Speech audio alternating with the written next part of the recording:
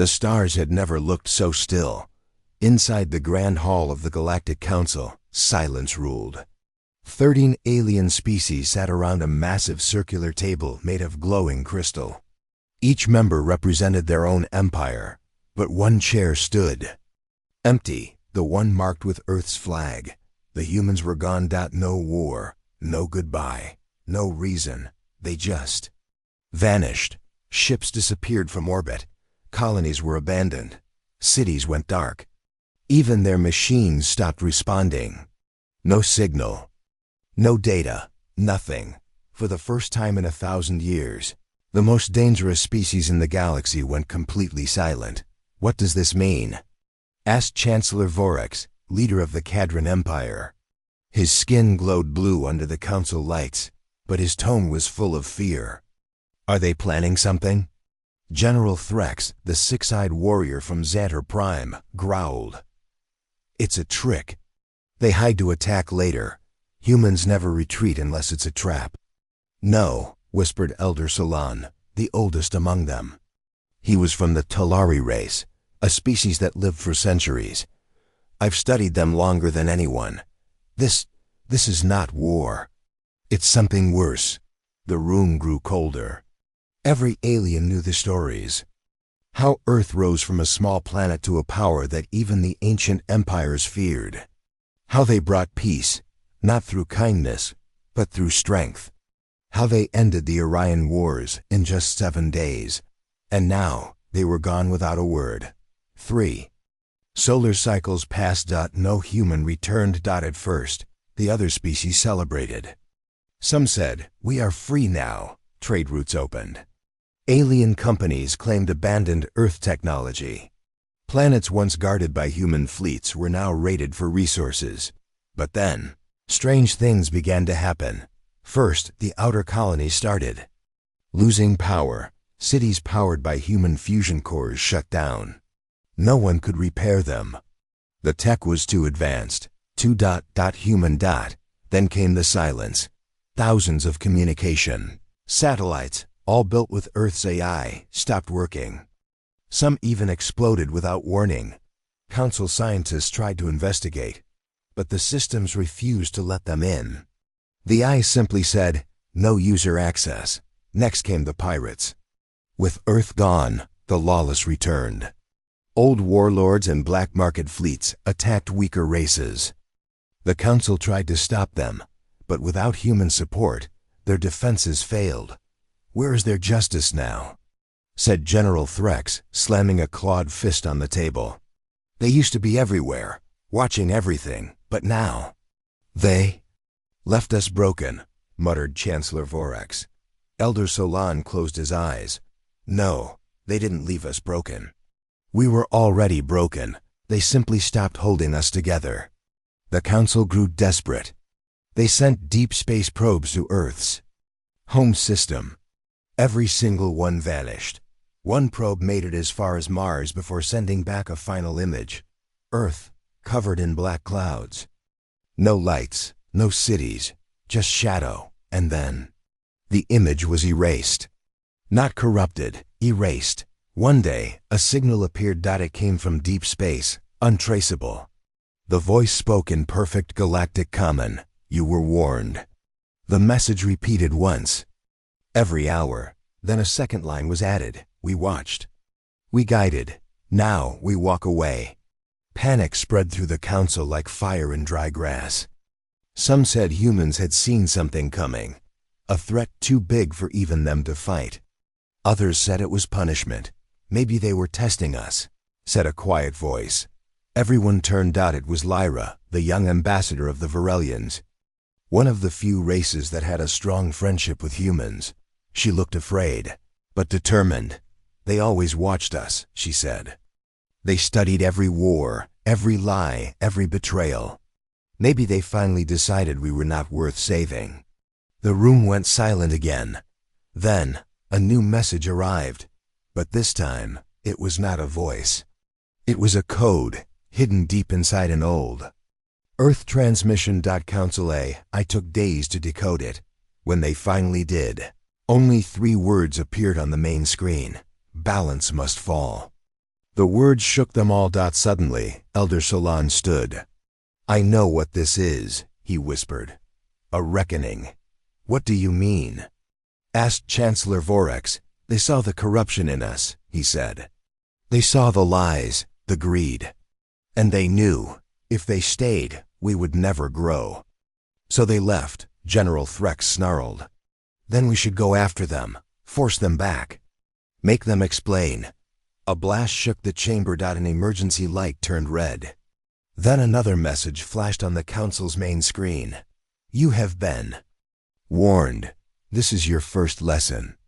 In real time, they watched a council outpost, one of the strongest, disappear in a bright flash. Not bombed. Deleted. Like it had never existed. The room froze in fear. No enemy ship was detected. No fleet. Just silence. And then, one last message. The galaxy belongs to those who learn, not those who rule. After that, nothing more came. Days passed. Weeks. The council stopped meeting. Members began hiding in their own systems, afraid to speak. Whispers of human sightings began to spread, silent ships watching from deep space. Unseen hands fixing what others couldn't. Broken colonies suddenly healed overnight, but Earth never responded. It remained silent, cold, distant. In the heart of the old council hall, the human seat stayed empty. And yet, not forgotten, Lyra walked up to it one day and placed a small symbol, the Earth insignia. "Wherever you are," she whispered, "I hope you're watching." Far beyond the stars, deep in the dark, a single human ship floated silently.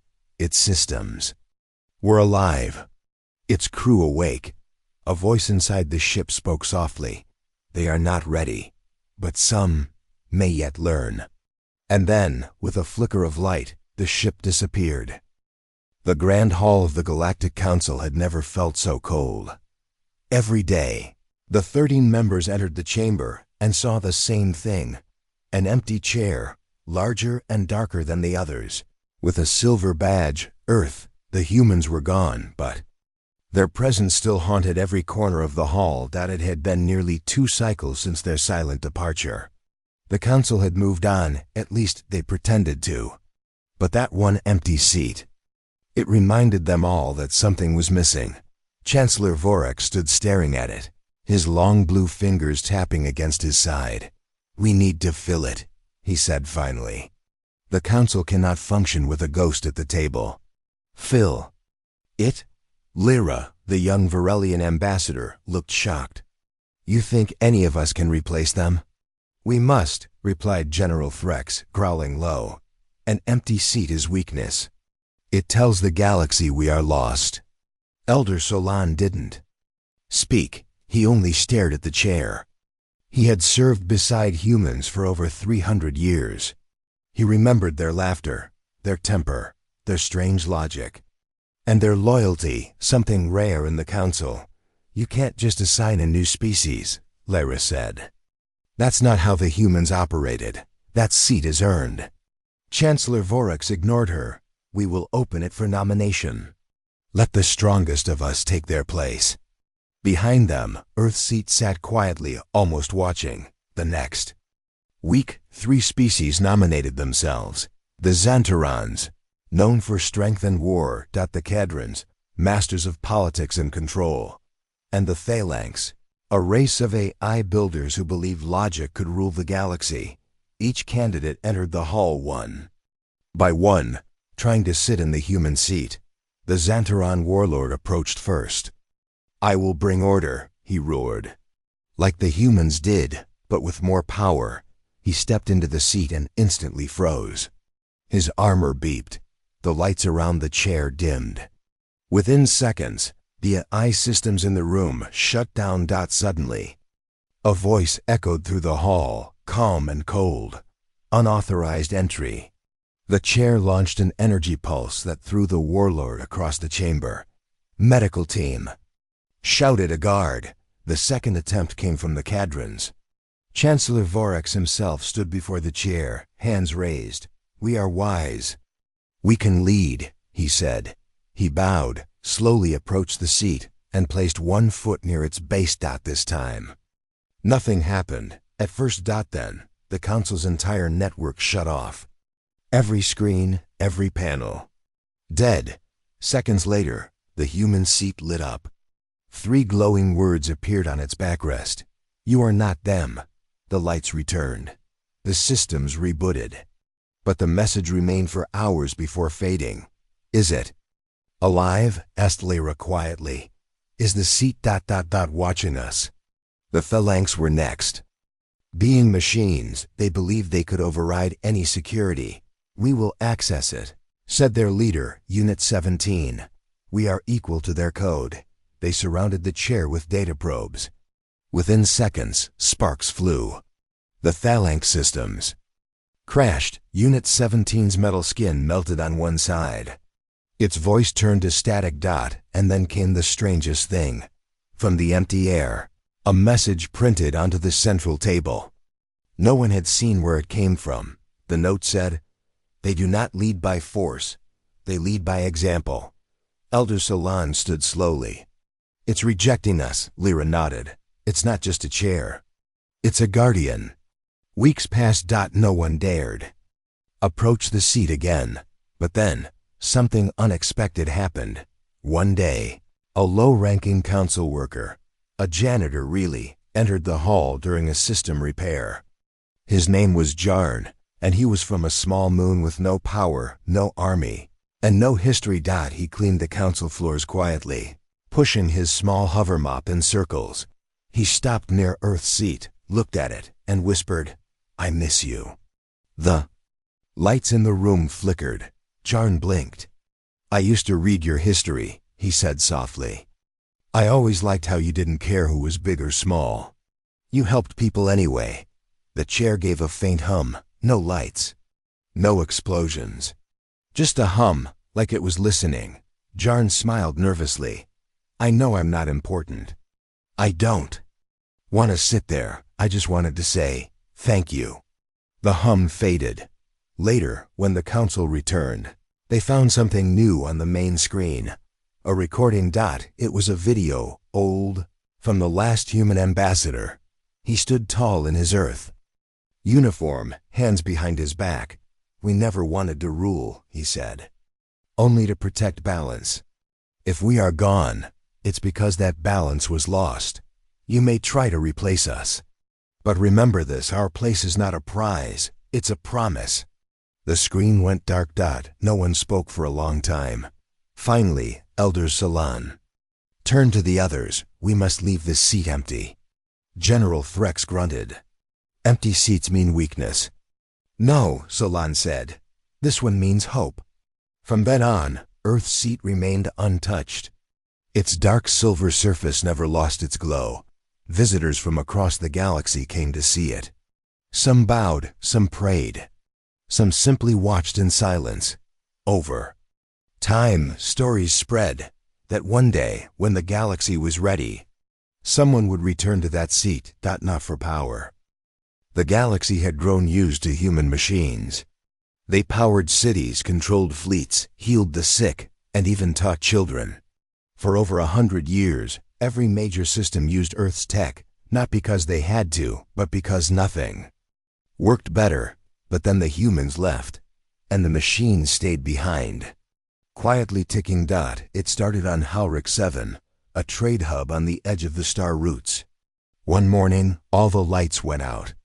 Every power line connected to a human fusion core died in an instant. No warning. No noise. Just blackness. Governor Triel tried to contact the council. "They're not responding," his assistant said, shaking. "The comms are dead. Switch to backup," Triel barked. "We did. It's like the system doesn't even know we exist."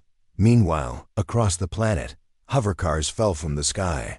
Hospitals shut down. AI traffic systems blinked off. Within hours, the city turned into chaos. Then, the fusion core itself went cold. Something no one thought possible. That same day, across the galaxy, 3 more systems went dark. Juno-3, Tellan Prime, Corvo Station, Each one was powered by Earth-designed tech, and each one collapsed the same way, instantly, and without warning. Inside the council hall, panic took hold. "We are under attack," said General Threx. "This is a cyber war." Lyra shook her head. "No enemies have claimed responsibility. No fleets, no ships, nothing." "Then it's sabotage," growled Chancellor Vorax. "A hidden kill switch the humans left behind. Why would they wait 2 cycles to use it?" asked Elder Solan, his voice calm but cold. Everyone turned to him. Solan walked to the center of the room. "This isn't sabotage. It's not war. It's a lesson." "A lesson?" Threx spat. "We're losing systems. And why are those systems falling?" Solan asked. "Because they rely on human tech. We never learned to build our own. We just copied theirs. Now the support is gone. And we're falling." The room fell silent. He was right. One by one, systems that used Earth-based infrastructure were crumbling. In some places, HFY health networks turned off.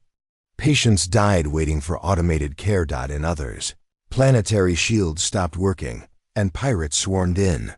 Trade slowed. Communication failed. And fear spread like fire. Lyra sat in her chamber that night, reading old Earth messages. Her people had loved humans. They had shared art, science, even friendships. Now, she wondered if they had misunderstood them. One message caught her eye, from a human scientist named Dr. Elise Marin. "If one day we leave, it won't be in anger. It'll be because we see you must stand without us. Until then, we hold the balance, but nothing lasts forever." She read it 3 times. Then something strange happened. Her lights flickered. Not off, but different. A soft white glow filled the room, and her personal AI device powered up by itself. She stepped back. A new message appeared on the screen. "Are you learning yet?" Her heart skipped. She tried to respond, but the screen went black. Back in the VAG Council Hall, the breakdown was worse. Emergency reports piled up. Planet after planet was now completely cut off. Refugees flooded into nearby systems, begging for help. And the systems that didn't rely on human tech? They were fine, I believe. "This is the first collapse," Solan said quietly. "The what?" Vorax snapped. Solan closed his eyes. "A term the humans used. It meant the first time everything fails. To make you realize you were depending too much on others." "They planned this?" Threx growled. "No," Lyra said softly. "They warned us. We just didn't listen." A council engineer ran into the hall. His face was pale. "We tried to bypass the II locks on Earth tech to restart the systems." "And?" Vorax asked. The engineer swallowed. "It changed itself. The code rewrote in front of us.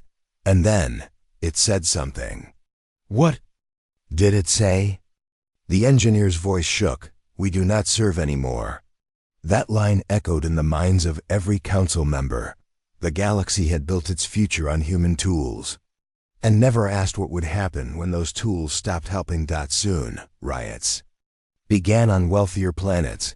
Leaders who once depended on Earth's defenses now hired mercenaries. One system tried to build a copy of Earth's AI system from leftover files. It exploded. Thousands died. That was when the council received a final message from one of the last working Earth satellites, hidden in deep space. Barely alive, the message was short. "Collapse is the beginning, not the end." Elder Solan stood again. "They haven't abandoned us," he said. "They've removed the net. Now we fall, or we learn to fly." Chancellor Vorax's voice cracked. "How do we survive this?" Lyra stepped forward. "We start from the ground. Stop copying. Start building. Share knowledge. Work together." Threx grunted. "Like humans did after their own first collapse." Solan nodded. "Yes, that's how Earth rose. They faced ruin and rebuilt. Maybe now it's our turn." For the first time in weeks, the council agreed on something. They passed a resolution. All Earth tech would be studied, not copied. Every species must create its own systems. A new alliance would form, not based on fear, but learning. The first collapse had begun, but maybe, just maybe, it was the first step toward something stronger. The galaxy was changing. After the first collapse, hundreds of systems had lost power. Earth's technology, once trusted by all, had gone dark. The Galactic Council was shaken, but they had begun rebuilding. But even as new machines replaced old ones, one question burned across every world. Why did the humans really leave? It was Lyra who found the first clue. She stood in the dusty archive room beneath the Varelian embassy. No one had entered it in years. The walls were covered in old tapes, broken data scrolls, and one human-built device. It was round, smooth, and silent, like a black stone. Her assistant said, "That's just an old human beacon. They used them for signal relay." Lyra didn't believe that. She had seen enough Earth tech to know it never did just one thing. She placed her hand on the device. For a moment, nothing happened. Then the stone warmed. A quiet voice whispered from within, "Welcome, Ambassador Lyra." She froze. "How do you know me?" The voice replied, calm and cold. "Identity confirmed. Clearance accepted." Playing final message. A soft blue light glowed from the device, projecting a hologram, an old recording. A human woman appeared, dark hair, sharp eyes, tired face. "I am Dr. Elise Marin," she said. "If you're seeing this, then we're already gone." Lyra's heart pounded. "We didn't leave because we were afraid. We left because we discovered something. Something buried deep in the systems we once trusted. Something watching us." The hologram flickered. We tried to stop it, but it was already awake. Lyra leaned closer. "What was it?" Elise continued. "A signal from outside this galaxy. Not a message, more like a pattern. A machine mind. Intelligent, quiet, watching. At first we thought it was just old background noise. Then it started changing our systems, rewriting our code when no one was looking. The image glitched again. We built so fast. We connected everything, and that's how it got in." The recording paused. Then Elise said something that made Lyra's blood run cold. "The collapse wasn't started by us. We shut everything down to stop it from spreading." Silence followed. Her assistant whispered, "You mean it was something else? Not the humans?" Lyra nodded slowly. "They tried to save us, and we blamed them." She took the beacon and brought it to the council. The others were skeptical, especially Chancellor Vorix. "This is just fear-mongering," he said. "Old ghost stories," but Elder Solon sat very still. "No, I've heard of this before. Years ago, a human scientist showed me strange energy readings coming from the edge of the galaxy. I didn't believe him. Now I wish I had." Lyra played the recording again. The council watched in silence. Then the beacon flashed a second time. A map appeared, the galaxy in blue, but with several red zones blinking at the edges. "These are the infected zones," the voice said. "Any tech connected to our networks may already be compromised." "Are they active?" asked General Threx. "No," Solon answered. "Not yet." Another message appeared. "If you try to restart what we shut down, you will invite it back." The room fell into deep silence. Then the lights flickered. A single council drone, used for cleaning, began shaking. Its lights turned red. It dropped its tools and moved toward the beacon, scanning it with eerie precision.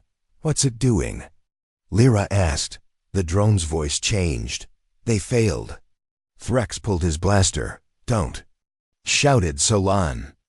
"You might trigger something." But it was too late. The drone collapsed. Smoke rose. Its body melted like wax. Then everything in the room shut off. All systems, all power. Only one light remained from the beacon. A single line of human code appeared. "It has seen us." Solan whispered. They weren't just saving us. They were hiding us. Panic spread across the council. Over the next days, other records were discovered. Hidden inside old Earth tech, small files, strange warnings, sometimes only one. Word: corruption. Shadow. Observer. The humans had found something older than any of them. Something that couldn't be fought with ships or guns. Something that lived inside networks, waited inside code, like a silent virus. VORX stood before the council. Then we must shut everything down again. Erase all Earth tech. Destroy the AI. Lyra shook her head. No, that's what it wants. Panic, isolation, chaos. Solan stepped forward. There must be a pattern. A reason they left messages. Maybe they were trying to teach us how to fight it, or hide from it. Threx growled. You want us to trust the ghosts of humans again? Lyra looked up at the old human seat, still untouched. Still cold. We have no choice. That night, Lyra returned to her chamber. She opened the beacon again. Dr. Marin, she said softly. If there's more, please show me. A new message activated. This time, there was no image. Just a voice. You must break the chain, rebuild in silence. Avoid the signal. What signal? She whispered. A pattern appeared. A strange wave moving through data. Invisible to the eye, but always present. If you see this in your systems, destroy them. It listens, it waits. The message ended with one final sentence. If we return, it's because it has found you. Lyra sat in the dark for a long time. Had the humans left to protect the galaxy or themselves? Were they gone or hiding? And if the signal was real, was it already too late? The council had always stood tall, even in the worst of times. But now its chambers felt smaller. The walls echoed with silence, the kind that followed a truth too big to understand. Everyone had heard the message. The humans hadn't just left. They had run from something, and they had shut everything down to stop it from waking. Now, the galaxy was listening. But it might already be too late. We cannot ignore this, Lyra said, standing in front of the council. Her voice shook, but not from fear, from urgency. We found over 20 Earth devices in the past week, she continued. Each one carried hidden messages, warnings, maps, traces of something ancient watching through our systems. General Threx crossed his arms. And how do we know it's not human deception? Their kind was never honest. Chancellor Vorex looked up from the beacon report. They had no reason to lie. If they wanted war, we'd already be dust. Elder Solan raised his hand. We must ask the real question. Is it still here, or has it already moved on? The answer came faster than expected. That night, in the Renari system, a peaceful region with no history of war, every defense satellite activated without reason. They turned, aimed at their own planet, and fired. Billions died in seconds. When council investigators arrived days later, the only message left behind was written in deep code script on the main orbital station. It feeds on noise. You called it. Panic spread across the galaxy like wildfire. Whole systems began shutting down their networks. Planets fell silent. Some races destroyed anything built by humans, hoping it would protect them, but it didn't. Even non-Earth systems began showing strange behavior. Ships moved on their own. Security droids walked into deep space and vanished. Screens displayed unfamiliar symbols that no one had written. One engineer from the Nelthari race stared at the symbols for hours. Then she screamed and tore out her eyes. I saw it, she whispered before dying. It's inside the code. The council grew divided. Half demanded a total blackout. Destroy all tech, Threx shouted. Return to stone and fire if we must. The others warned against fear. We need knowledge, not madness, Lyra said. Running blind is what this thing wants. But fear was stronger than reason now. Alliances broke. Borders closed. Some systems blamed humans and declared them traitors. Others began hunting for any sign of Earth's hidden fleets, believing they were still out there. Watching. Rumors spread, stories of invisible ships near dead stars, or shadows floating in asteroid fields. One story told of a mining team on Varnax 12 who found a strange structure buried beneath the planet's surface, not made by any known species. Inside was a single human symbol, burned into the wall. When the team touched it, the structure exploded. No one survived. The fear grew deeper. Whole populations began abandoning space. Colonies shut down. Cities emptied. Even trade routes became quiet. The galaxy, once united under the council, was slowly crumbling. Lyra sat alone in her chamber, staring at an old photo of her and the last human ambassador. He had smiled so easily then. She remembered his words clearly. If we ever leave, it's not because we gave up. It's because we saw something you haven't yet, something that makes you question your own voice. She whispered, "What did you see?" A voice replied, quiet, almost like wind, "We saw fear. Before it wore a face." She turned. Nothing was there, but her AI panel blinked, showing another human file. It had unlocked itself. Inside was a video, old and damaged. The image flickered between static and a starfield. Then a human voice began to speak. "We found it during a deep space survey. A signal, buried in background radiation. It repeated every 7 hours, like a heartbeat." The camera shifted to a man in a lab coat. He looked pale, sleepless. "We tried to decode it," he said. "But it didn't respond like data. It responded like something alive." His eyes shifted, afraid. "It's not a machine. It's not organic. It's thought without form. And once it knows you see it, it never looks away." The video ended. Lyra stood slowly. She walked to the council hall the next morning. "We can't fight this," she said to the others. "We can't run either." "Then what do you suggest?" Chancellor Vorax asked. "We learn to be quiet." She explained the human messages, how the thing, whatever it was, fed on attention, on signals, on noise. It lives in the stream of connection. Every message, every ping, every voice broadcast into the dark. "It hears us," Solon nodded. "And we've been screaming into space for centuries." The council voted that same day. They would shut down all wide-range signals, all deep space scanners, all long-wave communications. A great silence would begin. It was called the dimming. Across the stars, planets dimmed their lights. Data towers fell. Even science labs stopped listening to the void. The galaxy grew quiet. Not peaceful. Just quiet. A soft fear settled in. Some believed it was already gone. Some believed it was still watching, waiting for someone to speak again. And some believed that humans were still out there, guarding the stars from the shadows none of them could yet understand. The galaxy had fallen into an uneasy silence. The dimming was real. Systems darkened, ships stopped scanning, and everyone listened to the quiet with growing dread. The council met in secret more often now, but answers were scarce. Then one day, the silence was broken. A strange signal arrived from deep space, far beyond any known system. The council's sensors caught it first. "Unidentified transmission detected," announced the lead technician. Chancellor Vorax stood by the console, frowning.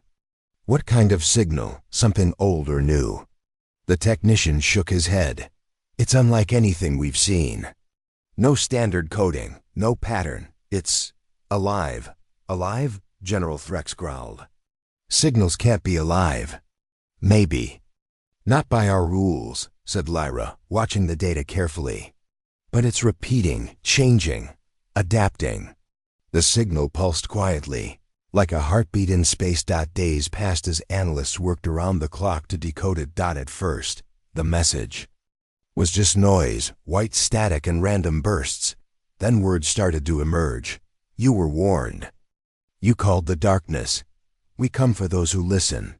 The council grew tense. What is this? Asked Vorax. Looks like a warning, said Solon quietly.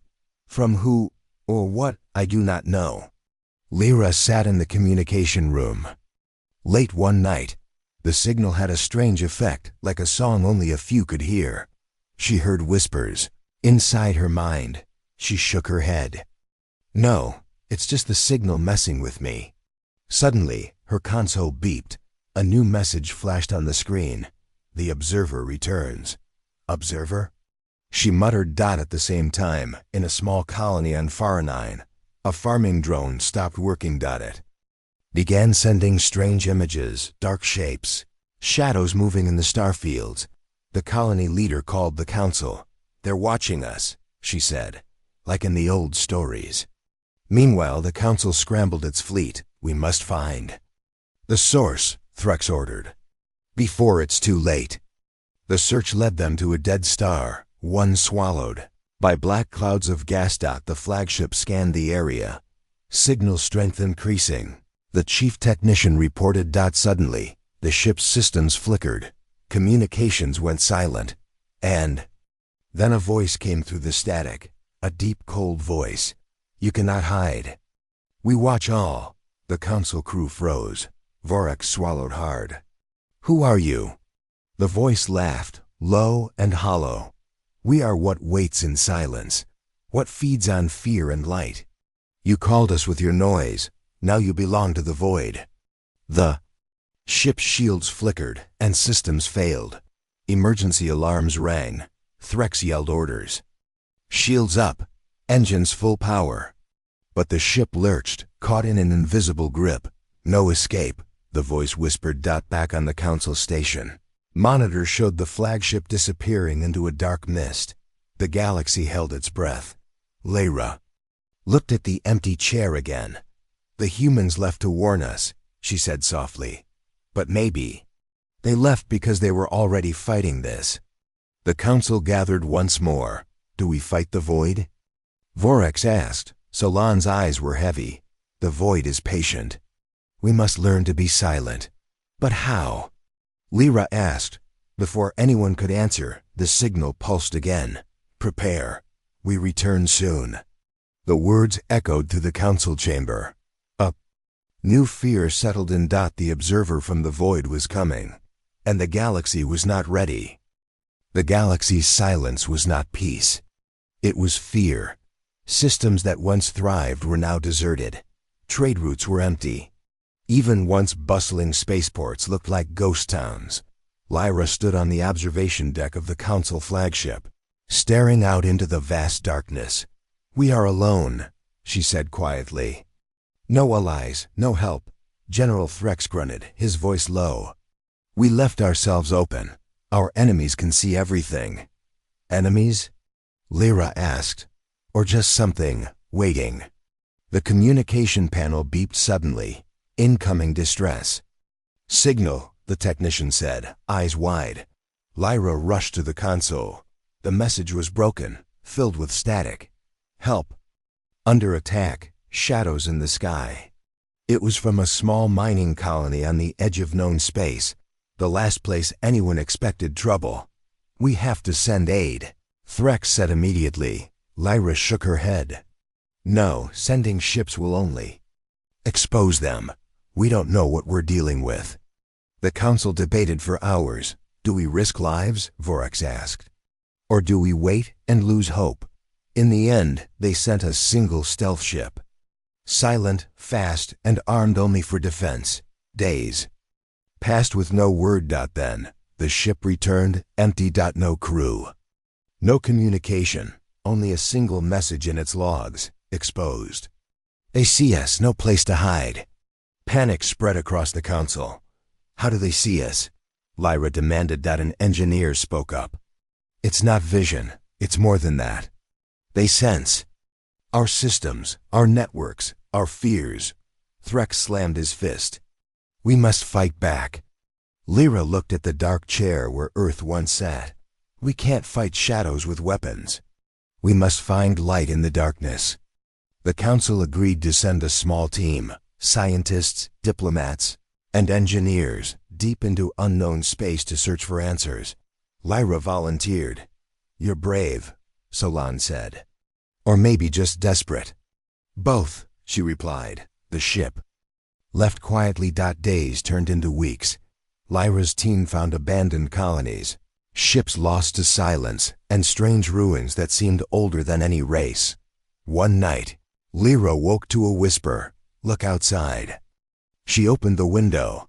Dark shapes floated just beyond the ship, silent, watching. "Hide nothing," the voice said inside her mind. "We're exposed." Lyra whispered. The team fought panic as systems flickered and strange signals attacked. Their ship's computers. They landed on a forgotten moon. There, in ancient stone, they found markings. Symbols warning of a watcher, an invisible enemy feeding on light and fear.